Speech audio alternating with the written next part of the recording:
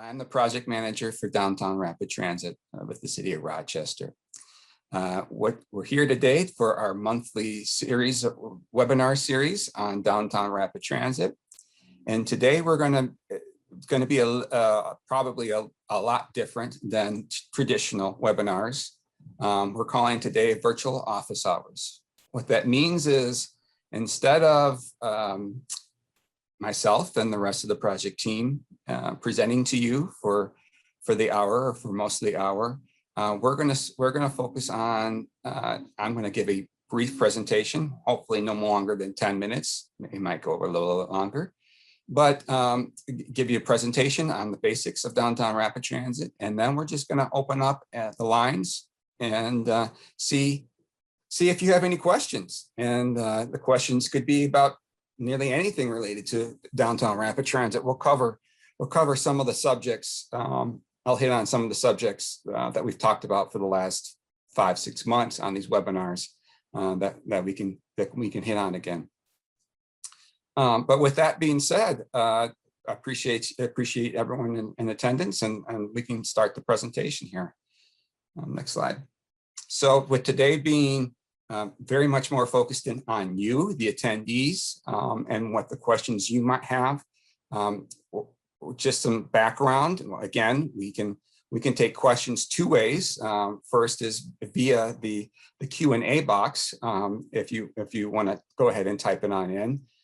It will take me a second to read it, so please, I apologize for that. But that is one way. But the preferred way in today's virtual office hours session is to go ahead and raise your hand. And after you've had your hand raised, and we reach a point I or one of the other project team members will call on you, and then we'll go through the process of allowing you to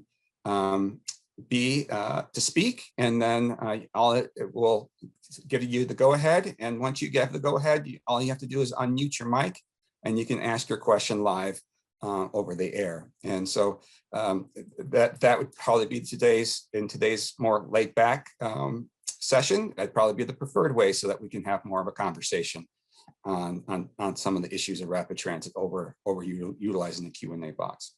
With that being said, let's move on and cover some of the basics of Downtown Rapid Transit.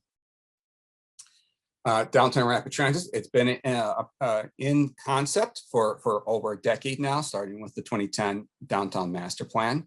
Really didn't pick up steam, the project and concepts, they really didn't pick up steam until the 2015 DMC, or the Destination Medical Center Development Plan, which really called out the need for high frequency transit service downtown.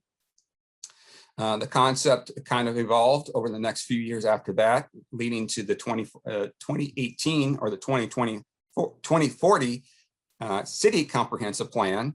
Outlined high frequency transit routes all throughout the community, or the primary transit network. The map that you're looking at right now shows that primary transit network and where Downtown Rapid Transit sits on that network. And we've been spending the last few years trying to focus in on what's the best route and what's the best vehicle. Next slide. So what did all those plans show us and tell us about our situation? Well, we are expecting, one of the first things that, and high level things that we need to recognize is those plans called that by 2040, we're expecting up to 30,000 new employees downtown.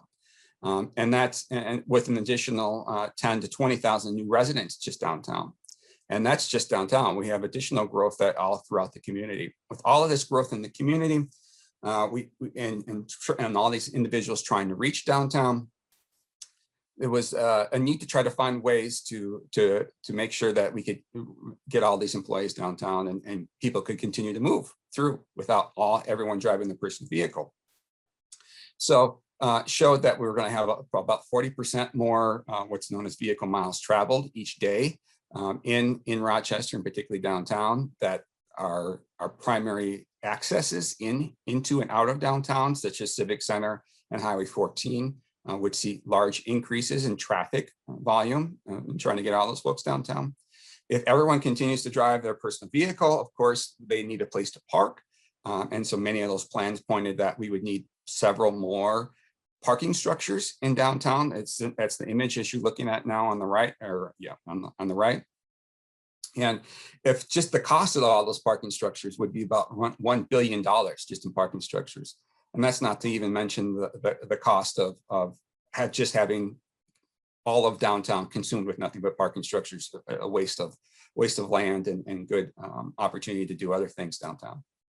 Finally, with all that traffic and all those people, we would see additional stress on the quality of life downtown, with less pedestrian friendly streets and more congestion and more difficulties trying to find parking for the folks that do need to be downtown, aka patients, residents, and visitors.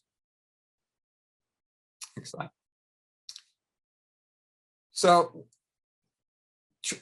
downtown rapid transit is supposed to help with some of those issues that we just outlined.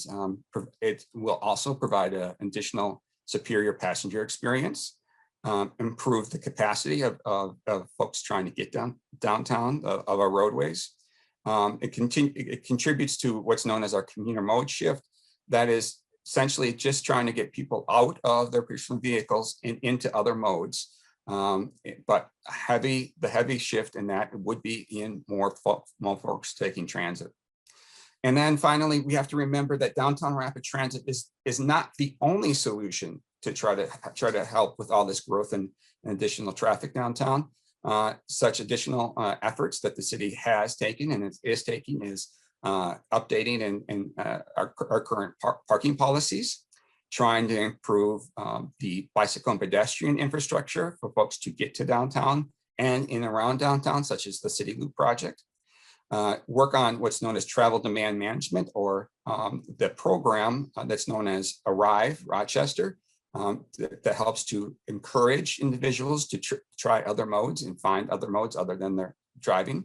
And then finally, a land use and zoning solution, trying to increase the density of both offices and residents that live in downtown, so there's less stress on trying to find folks getting into downtown. Next slide. Long-term, what are the benefits of downtown rapid transit? They include having a long-term sustainable transportation option.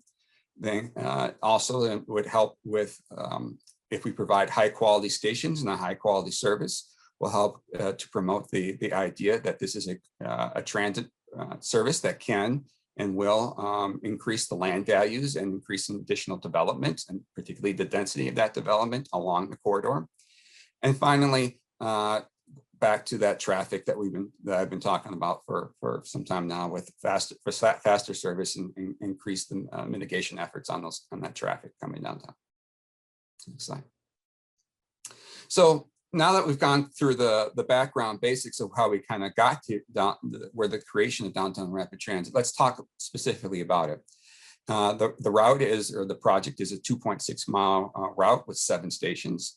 A bus would come to one of those 7 stations every 5 minutes during the weekdays, and that's in the morning and afternoon peaks, and every 10 to 15 minutes in the non-peaks, and then on the weekends. It would take roughly 15 minutes to get from the west end to the east end. We are anticipating roughly 11,000 people on the service on opening day in 2025, and the service would run approximately 5 to 11, maybe even midnight. So we're talking about expanded service hours than what's currently offered through Rochester Public Transit. Right now, our capital cost is $114 million, with an annual operating cost just shy of $3 million. So here's the route. I'll take a second to walk you through it here. It's primarily on 2nd Street, east and west. Starting on the west side, you would turn, the idea is to turn the current Mayo West parking lot into what's known as the West Transit Village. That means providing not only parking, but providing also residential and commercial on site to provide that all-in-one experience of riding the service. Moving from west to east, you then have a station at 19th, and then a large station at St. Mary's that would include a new new transit center at St. Mary's, with a pedestrian tunnel underneath the street that would help folks get into and out of St. Mary's and get on that westbound service. Another stop is 6th Avenue, a large stop for downtown at 2nd Avenue.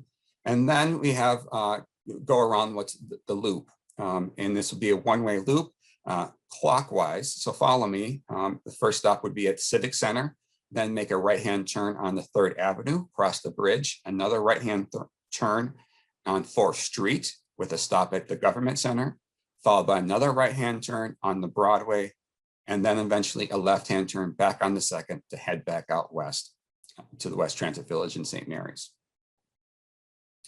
Next slide. Big picture, the schedule. We hope to have the service up and operating in the spring of 2025, which means most of our construction will occur in 2024, with some of it starting in late 2023. We hope to have a funding agreement with the Federal Transit Administration, who asked 49% of the project in late 22, early or more like 2023. And right now we're currently going through high-level engineering and environmental phase of designing the project to get us to that point. Next slide.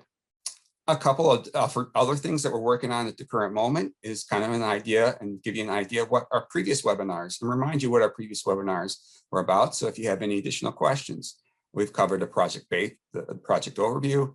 We had a session earlier this year on traffic analysis. That was part of the work that we've been working on, so we can talk more about that. We spent some time, a lot of time on station design, and particularly last month, we did a full webinar, or maybe it was 2 months ago, we did a full webinar on what the stations will look like. So we have some slides and we can talk about, we can answer some questions on that. And then of course, yeah, it was last month, we talked through the environmental process and the good news that we received in June on the Federal Transit Administration FTA Capital Investment Grant Program.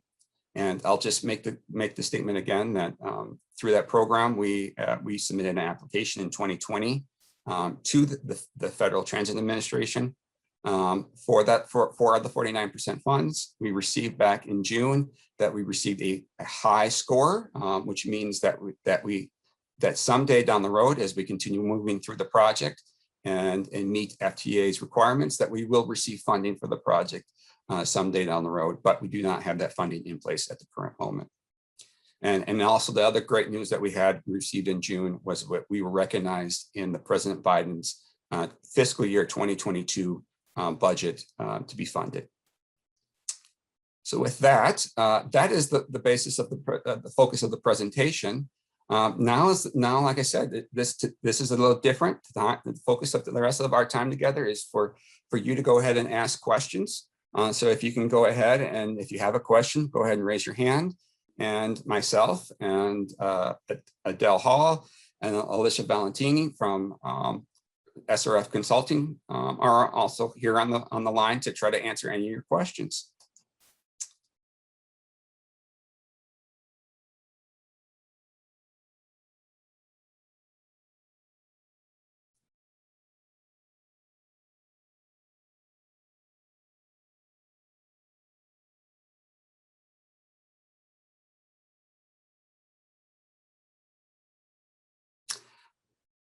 Okay, someone did finally raise their hand.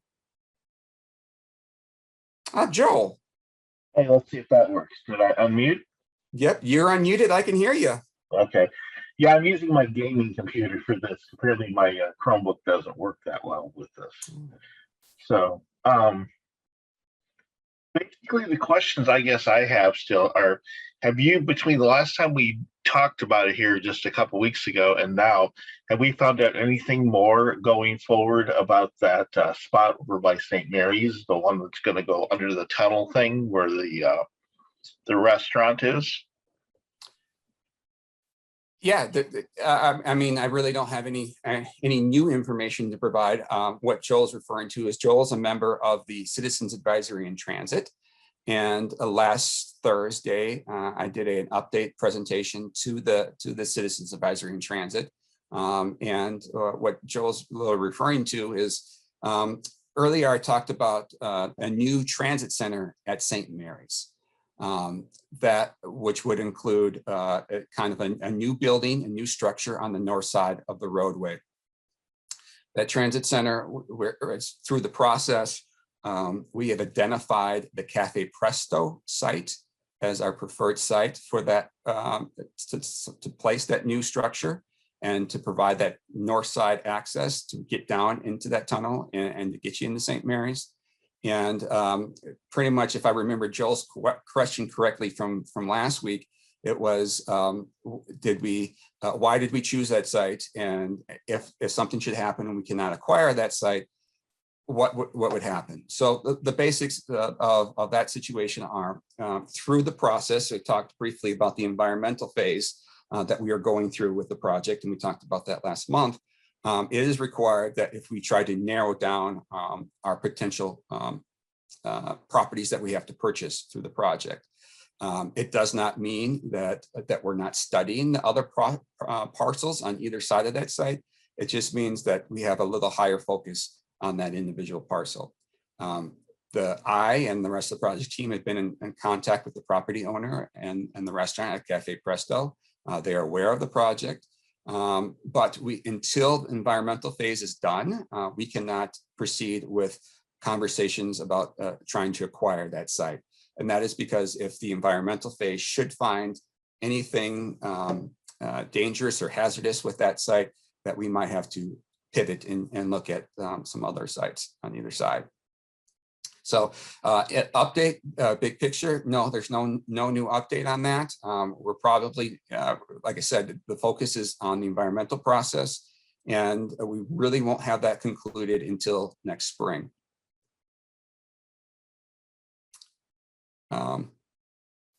Was there? We did have one question get typed on in. The question typed on in was that this project seems very male-centric, and has there been other considerations on going to the OMC hospital on the east side of town? So maybe Alicia, if you could turn back to maybe the slide with the PTN on there, that'd be helpful. So for the male-centric side, yes, there's no qualms about it that the current project, the current high-frequency project that we're going after right now is heavily male-centric. But the reason that is because we know all of the PTN and the map you're looking at, we have a guaranteed ridership, and we can show that to the Federal Transit Administration that we will have ridership and that this project will be a success. My counter to it would be we are providing public parking at the West Transit Village and on the east side, closer to the Civic Center and the Government Center, there is public parking. And so this is encouraged for all residents of Rochester to utilize. Remember that this is a high frequency service with service coming to a station, or with a bus coming to a station every 5 minutes. So this will help everyone get around downtown. I've talked to several folks recently, particularly at Thursdays Downtown, and that's a plug. If you want to come talk to me personally, you can see me next week at Thursdays Downtown, who would love to get into and through downtown a lot easier for particularly the events like Thursdays. As far as the OMC piece, yes, OMC is on kind of the map for a future route of a bus rapid transit, BRT for short. That's what a BRT stands for on that map, is bus rapid transit. The concept of the PTN, or the primary transit network, was you would provide a high frequency service. And the thought was, coming out of the comprehensive plan, that most likely that would be a bus rapid transit service. So here on this map, you can see that we as a community do have plans to one day head out east to the OMC hospital. I see Joel has raised his hand again. Alicia, if you can go ahead and make sure that Joel can ask his question. There we go. Okay, now I'm unmuted. Sorry about that. I was trying to segue into the second. Actually, it was a two-part question. I didn't specify that. Sure. Basically, the other question I had, and somebody mentioned it to me when we were talking about the Pesto Cafe, not specifically about the transit, just about people enjoying these older landmarks and these older restaurants. what if they wanted to? Could they like build over top of the transit site? You know, I mean, like make it like in the second floor or something above where the transit site would be. Short answer, yes. Long answer, no. There is a way for that site to be further developed and grown, so it's more than just a transit center on that site. And as we've all seen, there's been plenty of development, in particular future development along that Second Street corridor. And so we are focused in on trying to really build the transit center right now and focusing on that. But we are open to other future possibilities that could happen either on the back half of that site or even above that site as we move forward as a community. Yeah, basically, if you can still hear me. Yeah, got you, Lo. Okay. So basically, the only question I had was basically, because I know that I talked to some people like on the preservation committees and stuff like that. And they were talking about trying to save some of the more, I guess, sentimental historic landmarks, which apparently Pasto Cafe is considered among them. That would be news to me and the project team. We have been, we as part of the environmental phase that we are doing what is known as Section 106 historic review. And we are proceeding through that process. And the city's historic preservation committee is an integral part of that process. Okay. I have made one presentation to the committee. It's got to be what, 3 months ago now. It feels like forever ago. And they and some of the members have been shown kind of our early draft of what we view as historic. We have another meeting actually next week that there'll be members of that, particularly the commissioner or the committee lead will be on that meeting to talk through that with the State Historic Preservation Office. And so we'll continue to work with them through that process. And as you can see, we are including them, and they are just like the Citizens Advisory in Transit are becoming a large part of the project. So, well, I appreciate it. Basically, all I was looking at, it wasn't an official capacity that I talked to them. It was one of those we were talking about different buildings downtown, like the downtown book and video being an historic building, the way it's set up, and some other things. And some of the restaurants were mentioned, and I says, well, to get those up along 2nd Street, that some of them, those little cafeterias and stuff, and those days in thing, or little day in thing that was up there.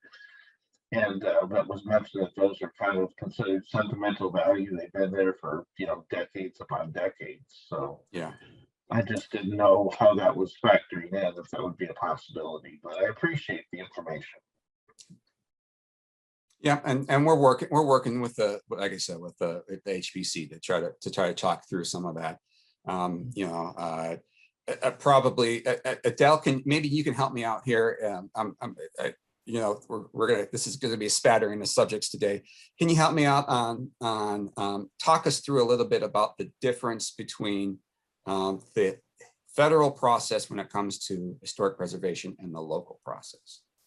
Totally, yeah. So because the Rapid Transit Project is going to receive federal funds from the Federal Transit Administration, we have to go through a federal process for considering whether properties are already listed on or are eligible for listing on the National Register of Historic Places.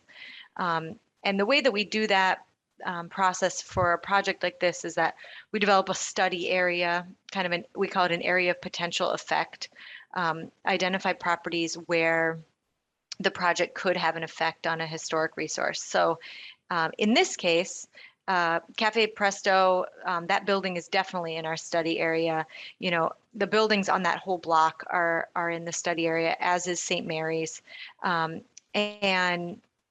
then we look at each of those buildings and look at their age. So they need to be older than 45. I know it's really kind of disconcerting to think how quickly we can all become historic, but we look at things that are over age 45, and then if the building is over 45 years old, um, then the historians look at it based on several criteria. So there are several criteria um, that they use to determine whether a property is eligible for the National Register. And it has to do both with architecture as well as with historic events or historic people having lived there or having done certain things having transpired there. So a building like Cafe Presto could be not architecturally historic, but could have, say it was the theater, Ford's Theater where Lincoln was shot. Like even if that building was not architecturally historic, the building itself would be found eligible because of the events that transpired there. So that's an example. So that's on the federal side. Then on the local side, it's different from city to city, but essentially your HPC may consider both individual buildings as landmarks or as historic buildings, and then also could consider districts. And I believe there was some consideration of a downtown district maybe a year or two ago. I don't think that has gone forward as far as I know.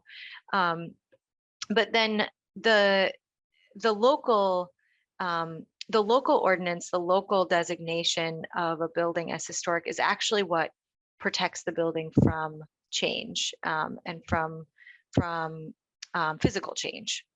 It can still change ownership and that kind of thing. So I think so far in our research for this project, the Cafe Presto building has not been found to be eligible for the National Register. So based on the criteria of people and events and architecture. So I believe that's where things sit right now from the federal perspective. But from the local perspective, I'm not sure there's been any action.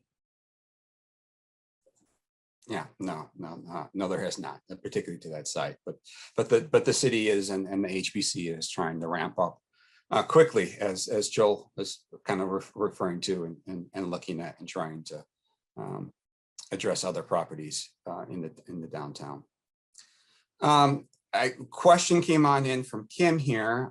Estimated cost of the project besides the federal funding, and what else is going to go fund the project. So a current estimate in our application to the Federal Transit Administration was the $114 million that I talked about earlier. 49%, or roughly $56.1 million, would be coming from the federal from the feds, from the FDA. The remaining 51%, or just over roughly $58 million, would be all local sources. I like to say most of that money is being paid for by Destination Medical Center transit aid funds or transit funds. So that is DMC funds that can only be spent on transit. So a large portion of that remaining $57 million is being paid from DMC project coffers. There is a small percentage right now. Right now, without having the numbers in front of me, it's about $500,000 or even less than $500,000 is coming from other sources. But that is largely because the project to get that tunnel underneath 2nd Street and connect the north side to the south side to St. Mary's. We are doing a complete reconstruction of 2nd Street between 11th and 16th Avenues. And so some of that money is obviously, if it's road construction, it's really not eligible for transit funding. So there is a few dollars being picked up from other pots of money, particularly to cover that type of cost. All right, another question came in here. Are the stop and station locations set in stone? The question goes on to further state that that there's known for that there's kind of a known to try to get more folks to particularly the parks in our community with a heavy emphasis on Soldiers Field. So the stations, yes, the stations are essentially set in stone. The 7 of them that, thank you, Alicia, for pulling up the map, are set in stone, and that's what we're moving forward with. And that's part of that. We were just talking about the application that we submitted to the Federal Transit Administration. We're pretty much locked into these 7 stations. We have identified that, you know, with the presence and development of a station at West Transit Village, that there'll be improved access to Cascade Lake Park, particularly the west side of Cascade Lake Park from the West Transit Village, and some improved access from 19th Avenue to the east side of Cascade Lake Park. Is probably the biggest park that we're serving with this transit line. The commenter brought up Soldiers Field, and I have to go back to that it is part of our phase plan of trying to implement frequent transit service throughout the community to eventually head south on Broadway or 3rd Avenue. Actually, the route that we chose, excuse me, about a year ago was down Broadway and headed on down towards the Graham Park area. Because of some issues with Graham Park and some delays, we went ahead with just the 2nd Street corridor. So all that to say, there are plans in the future to try to hit other areas of the community and particularly try to hit Soldiers Field down to the south. Excuse me as I try to wet my throat here, see if anyone else has any questions.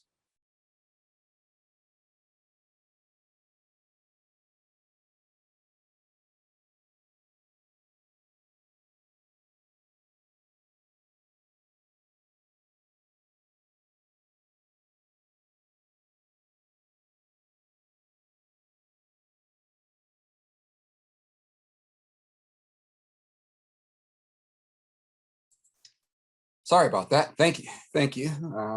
Alicia, you might need to probably, a question came on in from Kim about possibility of having service provided to Apache Mall. Is there, going back to, you know, this line that we're looking to try to open in the spring of 25, will not travel that way. And then in general, from the PTM network that we've been showing, there's the Apache Mall is not a location that we're trying to target at the current moment, coming out of that comprehensive plan from 2018. The closest that we would get on that PTN network is Broadway Avenue, and serving the rest of the businesses in the southwest corner of Broadway and US Highway 14. But at the current time, no plans to serve Apache Mall.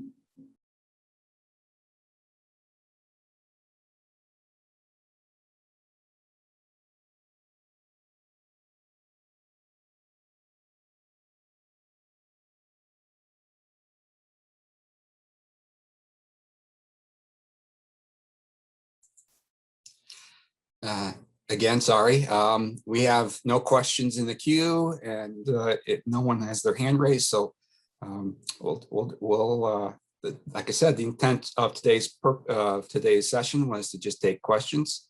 And so we'll, until someone raises their hand or asks a question, we'll sit here and be ready to answer any more questions that may come on in.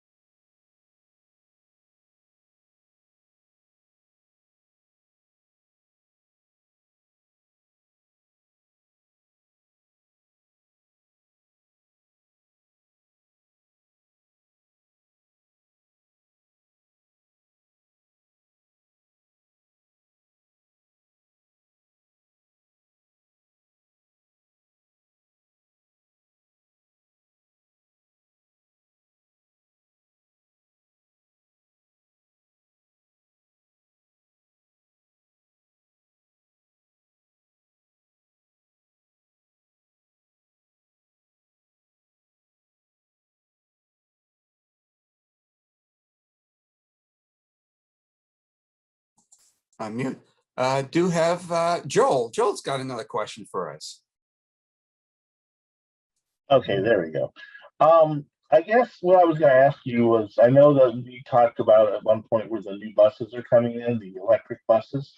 Um, what is the actual, is there an update on when we're going to be starting to see them put into service, and are they going to be put into service before the completion of the stretch of Second Street? Just as like a test run? I know we're doing the unmanned one. What about the bigger ones? Thanks, Joel. So let me provide a little context for everyone else who's not as informed on what's going on in transit in town as Joel is. Focusing on the project, Downtown Rapid Transit, is intended to provide be served by 60-foot electric vehicles. And we most likely we will we will wait for federal funding to be guaranteed till we go through a process of trying to acquire those vehicles. But what Joel is referring to is that the city has received other Federal Transit Administration funds to purchase similar vehicles, similar electric 60-foot vehicles.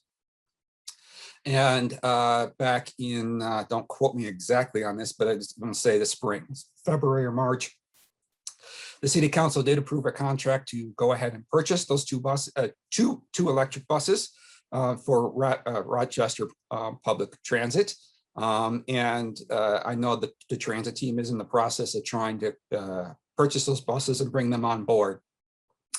Currently, I am unaware of where that project sits and when those buses will arrive. I get based on the information that I've received from the Citizens Advisor in Transit, just like Joel, they should hopefully be arriving later this year. Exactly when, I don't know. And so hopefully we will start seeing those. And the primary purpose of those two buses that we're buying is to service our park and ride lots, specifically the IBM park and ride lot. And so hopefully sometime very late this year, early next year, we'll see those two buses in service, trying to serve the park and ride lots.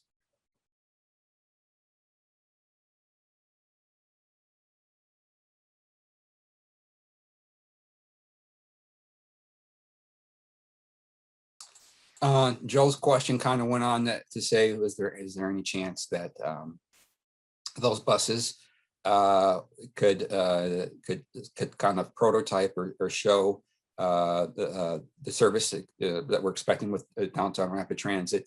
There is that possibility, but at this time, Rochester Public Transit is focused on having those buses serve the IBM lot and try to deal with address the capacity issues that we have coming from that lot.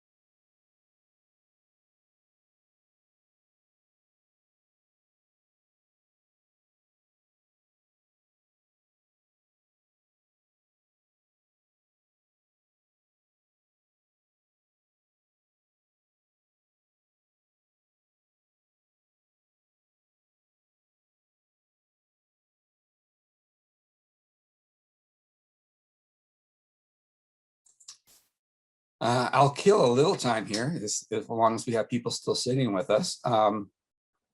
Alicia, can you pull up slide 57? One moment, and yes, I will.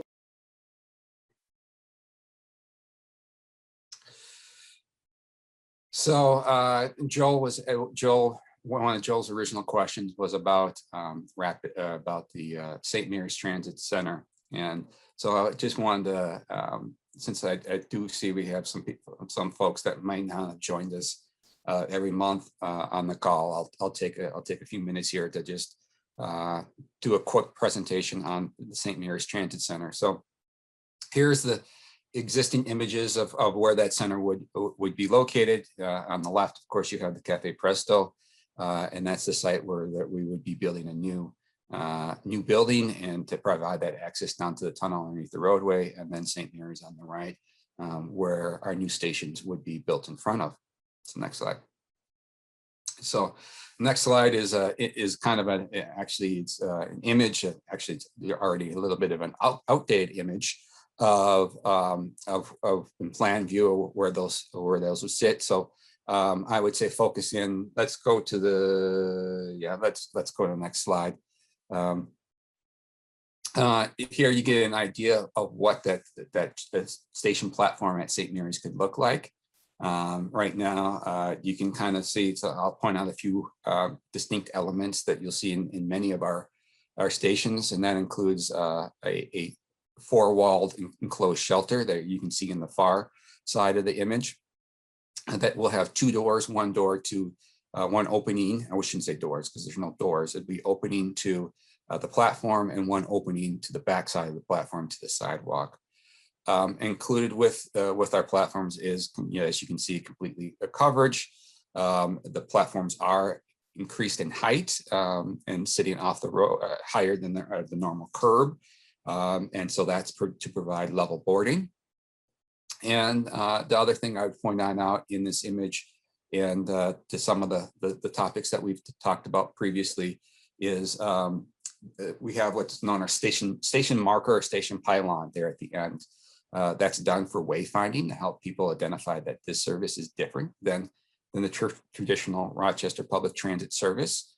And you can see that will be capped with a logo on top with additional information below. And typically that station marker is roughly 20 feet tall, but because we're in front of the historic structure of St. Mary's, that structure has been lowered to 10 feet to accommodate the historic preservation efforts at St. Mary's. Next slide.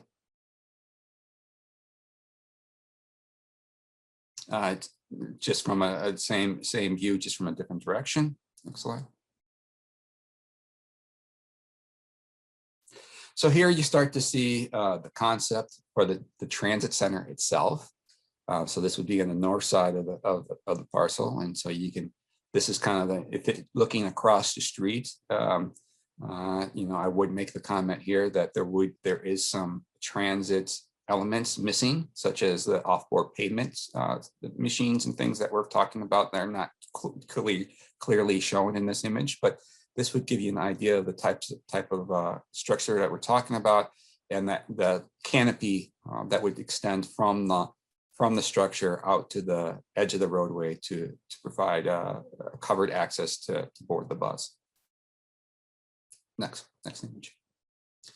Here you can kind of get an idea of what the rest of the site would look like with the current existing buildings neighboring on either side. You can see much more of a plaza in the backside. And we've talked, and Joel asked the question about, could there be something else in the future? Yes, we could talk about something in the backside or even above the building that we're proposing.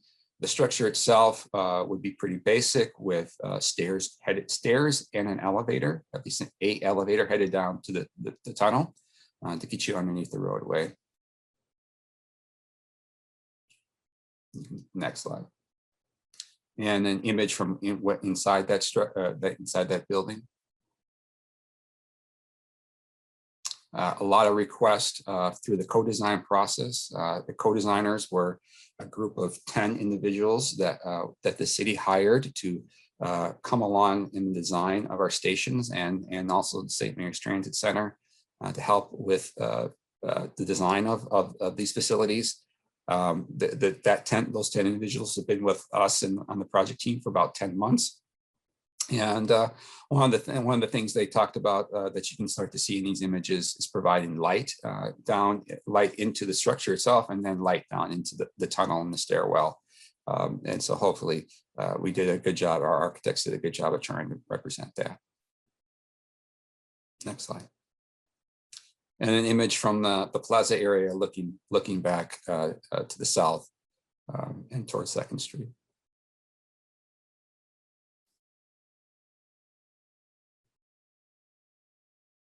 And I think that, yep, that's it of St. Mary's.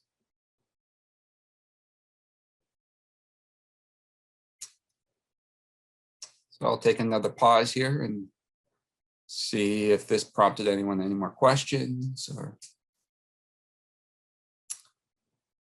But in general, yes, we're committed to being here until 1 o'clock to answer any of your questions.